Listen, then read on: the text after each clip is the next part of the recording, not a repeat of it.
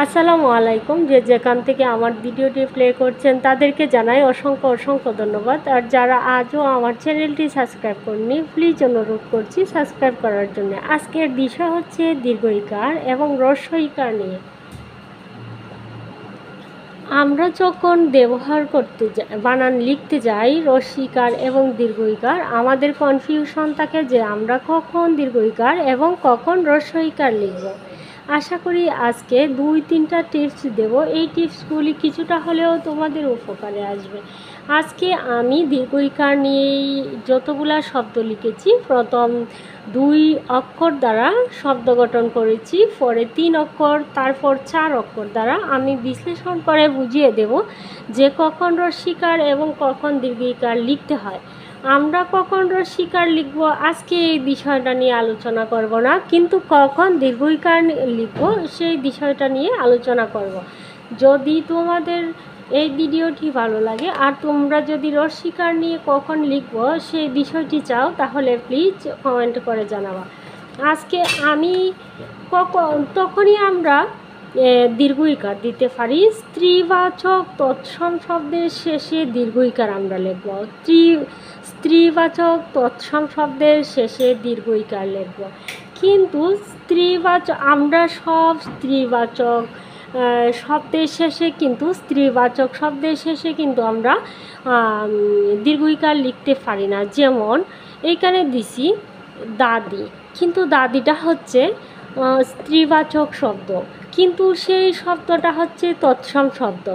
শীত, নদী, ধনী, সাথী, পরি, মামি, দিত, তীর, ধীর, শাড়ি, এই শব্দগুলি হচ্ছে তৎসম শব্দ।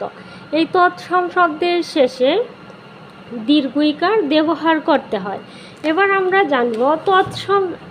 অনেকেরই কনফিউশন থাকতে পারে যে তৎসম শব্দটি আসলে কি। তৎসম শব্দ যে সকল শব্দ সংস্কৃত ভাষা থেকে কোনো পরিবর্তন ছাড়াই সরাসরি বাংলা ভাষায় প্রবেশ করে নিজস্ব শব্দে পরিণত হয়েছে সেগুলি আসলে তৎসম শব্দ। যদি কেউ বিশ্লেষণ করে তৎসম শব্দ সম্পর্কে আরও জানতে চাও তাহলে প্লিজ কমেন্ট করে জানাবা।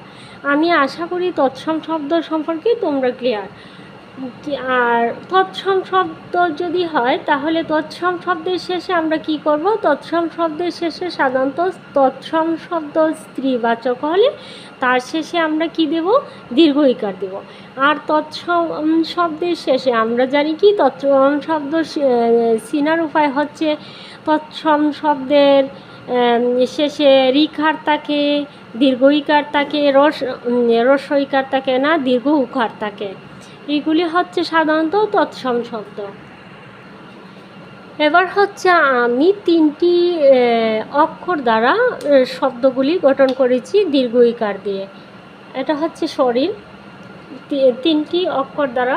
আরেকটি টিপস দিচ্ছি, সেটা হচ্ছে ব্যক্তি বা পুরুষ বোঝাতে তৎসম শব্দের শেষে দীর্ঘ ইকার হয়ে থাকে। ব্যক্তি বা পুরুষ বোঝাতে তৎসম শব্দের শেষে দীর্ঘ ইকার হয়ে থাকে।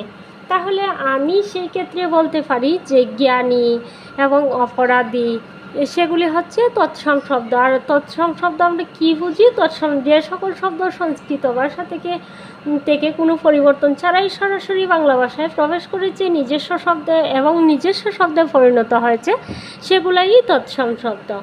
এইখানে 3টি অক্ষর দ্বারা আমি দীর্ঘ ইকার দ্বারা শব্দ গঠন করেছি। শরীর, সসীম, রহিম, অসীম, সাহাবী, জীবনী, জননী, শীতল, কলসি, রজনী, ধরণী, নীরব ইত্যাদি। বিশেষণবাচক তৎসম শব্দের শেষেও দীর্ঘ ইকার হয়ে থাকে। এখানে আমি 4টি অক্ষর দ্বারা দীর্ঘ ইকার দিয়ে শব্দ গঠন করেছি। রীতিমতো, ইসলামী, রীতিনীতি, নীলনদ, অর্থনীতি, পিপীলিকা, বীরবল, শরীয়ত। আমি আশা করি তোমরা স্বরচিহ্ন নিয়ে যাদের প্রবলেম দীর্ঘ ইকার দিয়ে শব্দ গঠনে, তাদের আর কোনো প্রকার প্রবলেম থাকবে না।